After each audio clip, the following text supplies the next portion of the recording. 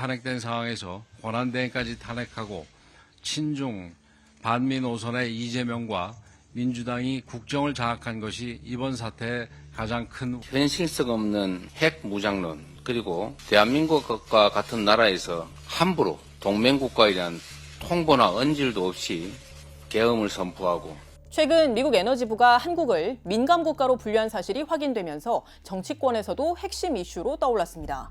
더불어민주당이나 국민의힘이나 양측 모두 상황의 심각성은 똑같이 인식하고 있습니다. 실제 저희도 최근 영상에서 다뤘듯이 민감국가로 지정이 되면 원자력 등 국가 안보와 관련된 기술 협력은 제한이 되고 인력 교류나 공동 연구에도 제약이 생길 수가 있어서 양측의 인식처럼 이번 사안이 심각한 문제인 건 맞습니다. 사유가 정확히 무엇이든지 간에 확실한 팩트는 다음과 같습니다.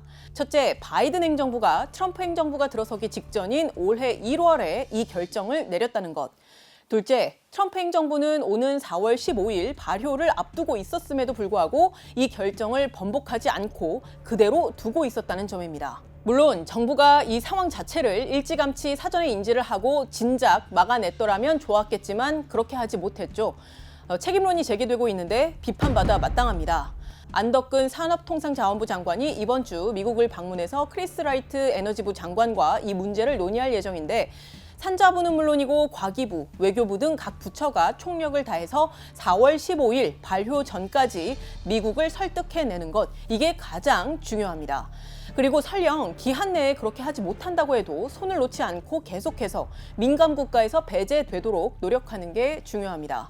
1988년 미국의 회계감사원 GAO의 리포트 부록에 따르면 미 에너지부의 연구 보안에 대해서 지적하는 내용들이 담겼는데 그 맥락에서 1981년 미 에너지부가 지정한 공산주의 통제 및 기타 민감 국가 리스트라는 게 있었습니다. 그런데 그 리스트에 한국이 당시 포함이 됐다가 제외가 된 기록이 있습니다.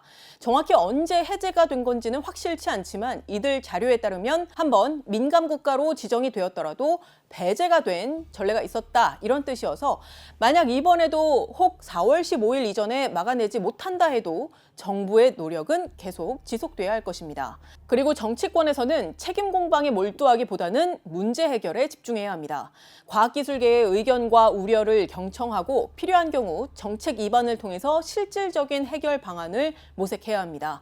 지금 이 이슈가 불거진 김에 많은 분들이 거론하는 여러 해석의 영역에 있는 문제들을 해결하는 계기로 삼을 필요가 있습니다. 사실 어떤 이유 때문에 한국이 민감 국가로 분류됐는지를 아는 이는 결국 미국 에너지부 산하 정보당국 담당자들과 일부 이 결정에 관여한 미국 행정부의 관료들이 전부이고, 미국 에너지부 차원에서 우리가 어떤 이유 때문에 동맹인 한국을 민감 국가로 분류했다라고 발표할 가능성은 현재로선 제로에 가깝습니다.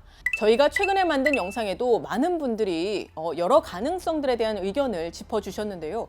다양한 원인이 모두 다 포함된 것일 수도 있고, 아니면 일부가 정답이거나 아니면 전혀 드러나지 않은 기밀에 가까운 사유가 따로 있을 수도 있습니다. 그런데 이왕 거론이 된 김에 제 개인적인 의견을 말씀드리고자 합니다. 우선 핵무장론입니다. 핵무장의 필요성이 점차 부각이 되고 있는 현실과 별개로 정치권이 강하게 목소리를 높일수록 국제사회의 괜한 오해와 경계를 살 수 있는 건 팩트입니다.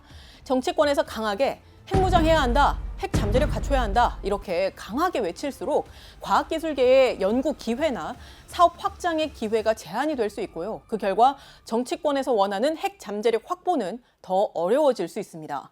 원자력 주기 전반을 완성하는 것은 원자력 산업 고도화에 굉장히 필요하고, 우리가 이것들을 연구하고 싶은데 핵무장을 앞세워서 오히려 과학자들이 하지 못하게 만들어 놓은 그런 일이 벌어진다는 거죠. 정치가들이 가장 먼저 해야 될 일은 법을 제정하는 것이라고 저는 생각합니다. 이 내용이 궁금한 분들은 저희가 별도로 정리했던 이 콘텐츠를 참고해 주시면 되고요. 그 다음에 기술 유출 문제입니다.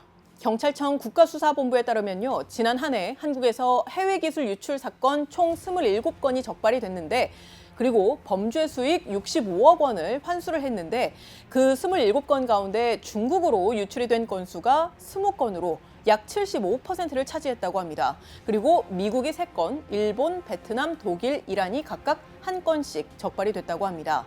또 반도체 핵심 기술을 중국 기업에 유출한 혐의로 기소된 전직 삼성전자 부장이 1심에서 징역 7년을 선고받기도 했죠. 이 문제도 그렇고 또 핵무장론이 분출하는 상황도 그렇고 둘 다 민감국가 지정의 원인이 설령 아니라고 하더라도 국가 안보 차원 그리고 과학기술 연구를 장려하는 차원에서 보더라도 심각하게 볼 문제는 맞습니다. 미국의 전직 관료들은 바이든 행정부든 트럼프 행정부든 상관없이 국가 이익을 우선시하는 입장을 똑같이 보였습니다. When I took over the role of undersecretary, I discovered that we had significant stealing of technology at the labs. Not only that, but our policy allowed our own researchers to legally be employed by Communist China at the same time as working at our national labs. The U.S. enterprise would not function without foreign-born scientists and engineers, but we also cannot afford to have things stolen from us, property stolen from us by nefarious acts that threaten our U.S. economy and our national security. 또한 미국 에너지부는 오는 4월 15일부터 미국 에너지부 소속 국가안보연구소, 즉 로렌스 리버모어, 로스앨러모스 그리고 샌디아 국립연구소 등 3곳의 비공개 구역에 중국, 러시아, 이란, 북한 시민 및 요원들이 접근하는 걸 금지하는 내용의 법안을 시행하기로 했다고 합니다. 우리 정치권에서도 과학기술계와 관련 업계의 우려와 또 다양한 의견들을 진지하게 듣고 또 가능하다면 의회 외교를 통해서도 실질적인 역할을 검토하고 또 실천하는 계기로 삼으면 좋을 것 같습니다. 지금까지 딥백픽의 김혜영이었습니다.